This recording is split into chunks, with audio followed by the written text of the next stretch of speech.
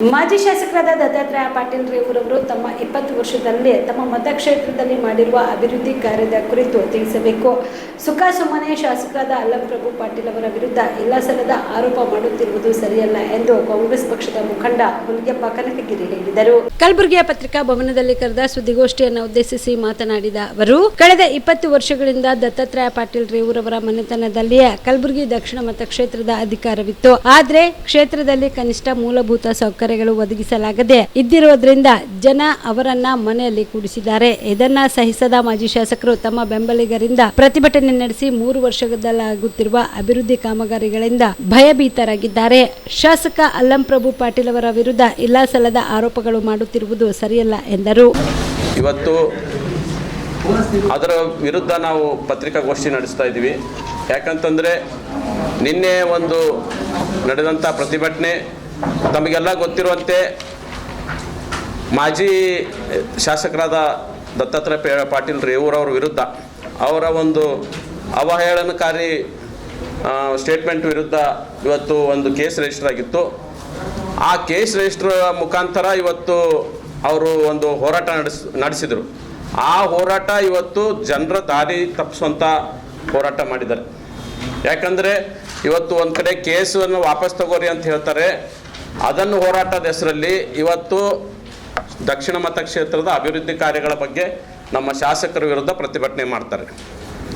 ಅವ್ರದ್ದು ಮೂಲ ಉದ್ದೇಶ ಏನು ಕೇಸ್ ವಾಪಸ್ ತಗೋಬೇಕೋ ಅಥವಾ ಅಭಿವೃದ್ಧಿ ಕಾರ್ಯದ ಬಗ್ಗೆ ಮಾಡಬೇಕೋ ಸರಿಯಾಗಿ ಅವರಿಗೆ ಗೊತ್ತಿಲ್ಲ.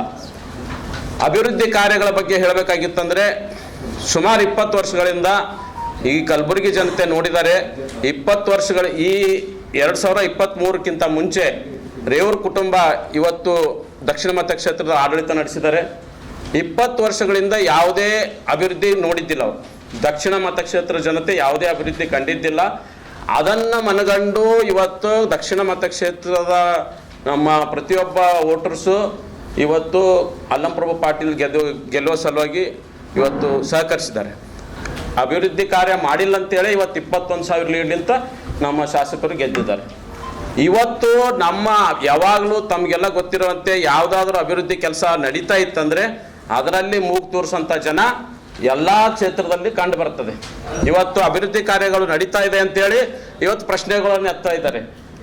20 ವರ್ಷದಿಂದ ಅಭಿವೃದ್ಧಿನೇ ಮಾಡಲಾರ್ದವರು ಇವತ್ತು ಅಭಿವೃದ್ಧಿ ಕಣ್ಣಿಗೆ ಕಾಣಿಸ್ಲಾಕತ್ತ ಸ್ವಲ್ಪ ಅಂತೇಳಿ ಇವತ್ತು ಅವರು ಅದು ಇದು ಅಂತ ಪ್ರಶ್ನೆ ಮಾಡ್ತಾ ಇದ್ದಾರೆ.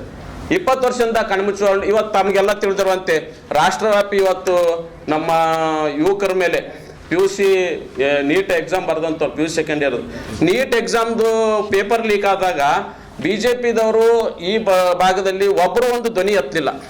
ನಿಮ್ಮ ಮಕ್ಕಳ ಭವಿಷ್ಯ ಬಗ್ಗೆ ನೀವು ಮಾತಾಡಲಿಲ್ಲ. ರಾಷ್ಟ್ರವ್ಯಾಪಿ ಇವತ್ತು ಹೋರಾಟ ನಡೆದಿದ್ರು ಕೂಡ ಇದ್ರ ಬಗ್ಗೆ ಒಂದು ಚಕಾರ ಎತ್ತಲಿಲ್ಲ. ಮಕ್ಕಳ ಭವಿಷ್ಯ ಇಂಪಾರ್ಟೆಂಟ್ ಅಲ್ಲ.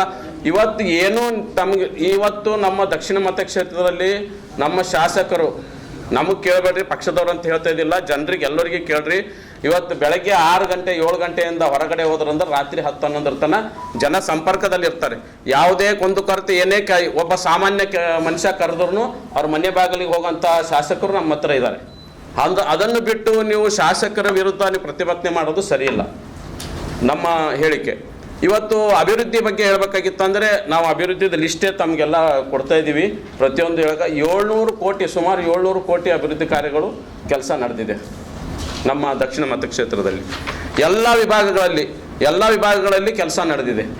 ಮತ್ತು ಪ್ರತಿಯೊಂದು ಸಿಟಿಯಲ್ಲಿ ಕೂಡ ಹೋದ ವರ್ಷ ಪ್ರತಿಯೊಂದು ವಾರ್ಡಿಗೆ KKRDBಯಿಂದ ನಮ್ಮ ಶಾಸಕರ ಪ್ರಯತ್ನ ಮಾಡಿ ಒಂದು ವಾರ್ಡಿಗೆ 20-25 ಲಕ್ಷ ಮಿನಿಮಮ್ ಯಾವುದೇ ಪಕ್ಷದ ಅಲ್ಲಿ ಕಾರ್ಪೊರೇಟರ್ ಇರಲಿ ಇವತ್ತು 20-20 ಲಕ್ಷ ವಾರ್ಡಿಗೆ ಕೊಟ್ಟಿದ್ದಾರೆ MLA ಸಾಹೇಬರು.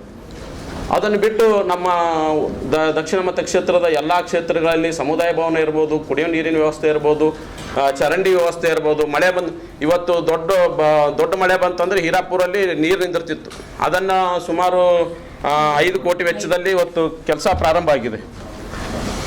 ಇದೆಲ್ಲ ಅಭಿವೃದ್ಧಿ ಕಾರ್ಯಗಳು ನಡೆದರೂ ಕೂಡ ಇವತ್ತು ಅಭಿವೃದ್ಧಿ ವಿರುದ್ಧ ಅಭಿವೃದ್ಧಿ ಕೆಲಸಗಳು ನಡೀತಾ ಇಲ್ಲ ಅಂತೇಳಿ ಇವತ್ತು BJPದವ್ರ ಪ್ರತಿಭಟನೆ ನೋಡಿದರೆ ನಮಗೆ ಇವರು ಅಭಿವೃದ್ಧಿ ಕಂಡಿದ್ದೇ ಈಗ 20 ವರ್ಷದಿಂದ ನಾವು ದಕ್ಷಿಣ ಮತಕ್ಷೇತ್ರದಾಗ ಅಭಿವೃದ್ಧಿ ಕಂಡಿದ್ದೇ ಈಗ 2023.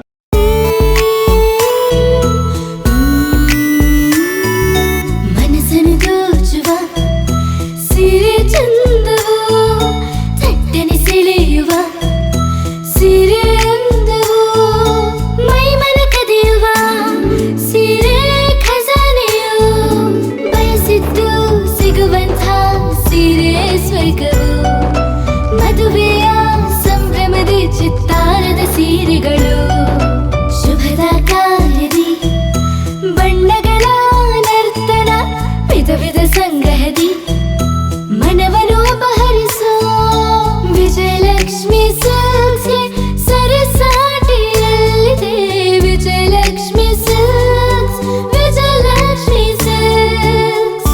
ಗುಲ್ಬರ್ಗ ಜಿಲ್ಲೆಯಲ್ಲಿಯೇ ಮಹಿಳೆಯರ ಮತ್ತು ಮಕ್ಕಳ ವಸ್ತ್ರಗಳ ಏಕೈಕ ಅತಿ ದೊಡ್ಡ showroom Vijayalakshmi silks, city centre mall, super market road, Gulbarga.